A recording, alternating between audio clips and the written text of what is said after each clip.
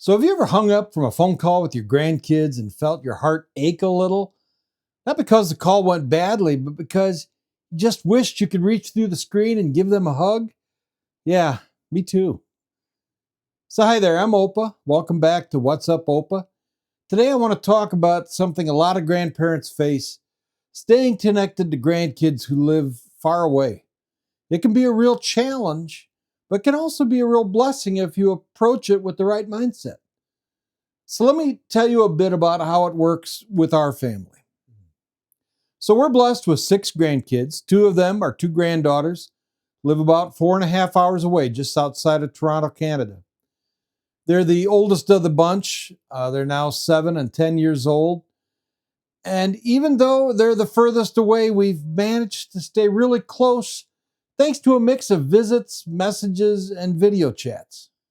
So we try to get up to visit them every 6 weeks or so. It's a bit of a drive, sure, but it's doable.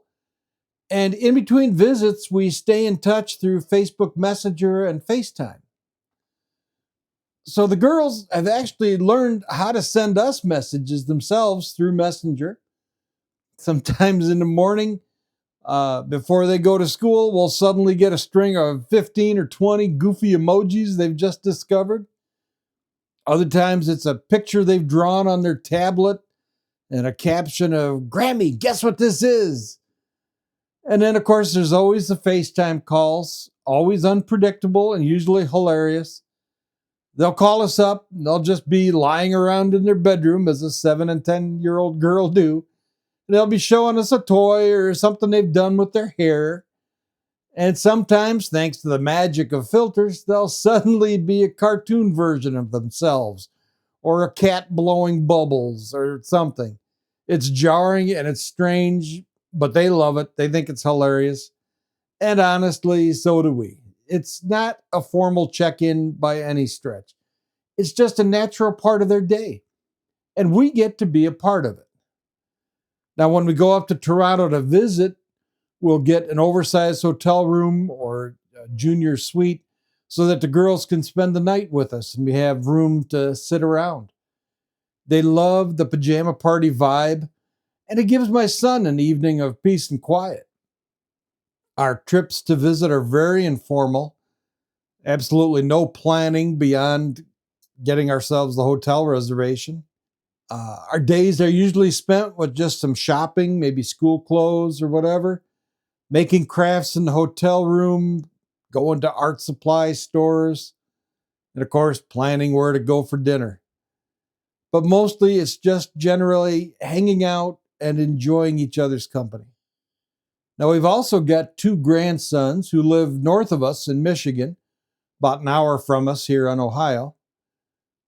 Theo, the oldest of the two, is 3, and our youngest grandson, Lucas, just turned 1. We've got a standing arrangement to babysit them every Monday. We get up there about 8:30 in the morning and stay until 4:30, 5 o'clock at night. So my son works from home on Mondays, and my daughter-in-law is a teacher in a school nearby. So this gives them a huge break. We have Lucas, the 1-year-old, who's learned to walk now, all day. And then Theo, the 3-year-old, is in preschool on Mondays, but we pick him up after school in the afternoon and have him with us about an hour and a half before we head home.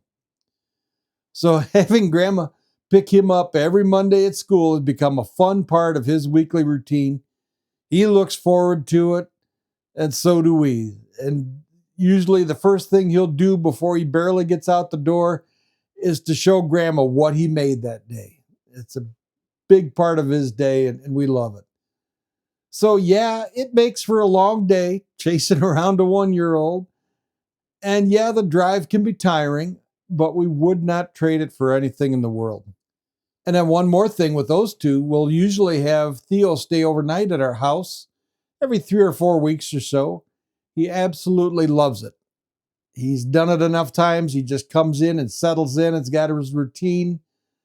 And it'll probably only be a few months till little Lucas will be joining him for the overnight trips. That'll be interesting. So when I think about all these moments, the FaceTime calls, the Mondays spent babysitting, What sticks out most is not the planning, it's the informality. Those goofy phone calls from the girls, those become their memories. The little things are what build relationships. And here's another tradition we have with all of our grandkids. For each of their birthdays, my wife and I will record ourselves singing happy birthday to them. It's silly, but it's something they all expect. It's a little thing, but it's a tradition I think they'll remember long after we're gone. And so for the last two grandkids, these are our grandsons, Hank and Knox. It's a little more of a traditional setup. They just live literally 5 minutes away from us. So during summer vacation, they're with us several days a week, all day. During the school year, we pick them up from school 4 days a week and bring them back to our house till mom and dad finish work.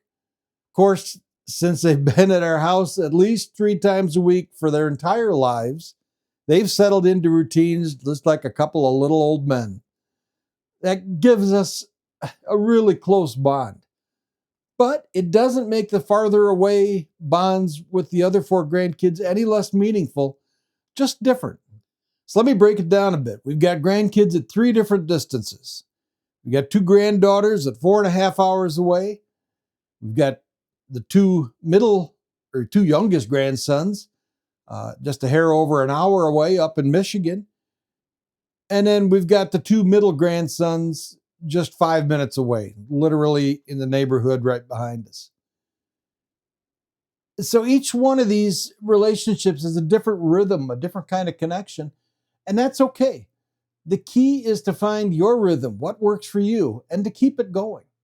So if your grandkids live far away, don't wait for a special occasion or for the perfect moment.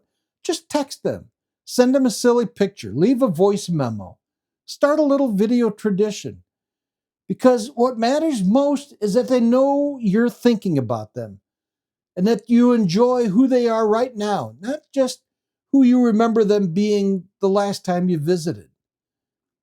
And those little things, those little gestures, those little contacts, they add up to your grandkids. Those quick calls and goofy messages become part of their normal life, and that is a gift. But just as important, it's a treasure trove of memories, fun memories that they'll carry with them the rest of their lives. So, and one more thing, please don't let the technology scare you off.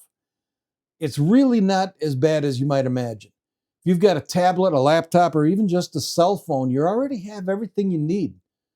There's plenty of beginner how-to videos on YouTube that can walk you through the basics. Or even just ask a close friend to give you a hand setting it up. It's really not that bad, and it's very, very much worth the effort. So, whether your grandkids live down the street or across the country, the important thing is being present. Show up in whatever way you can.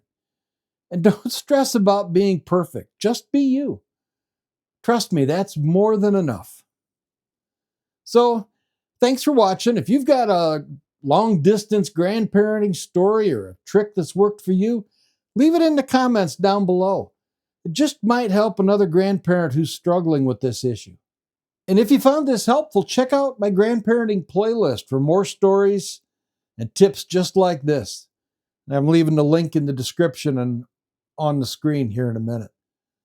So until next time, this is Opa reminding you it is never too late to start making a memory.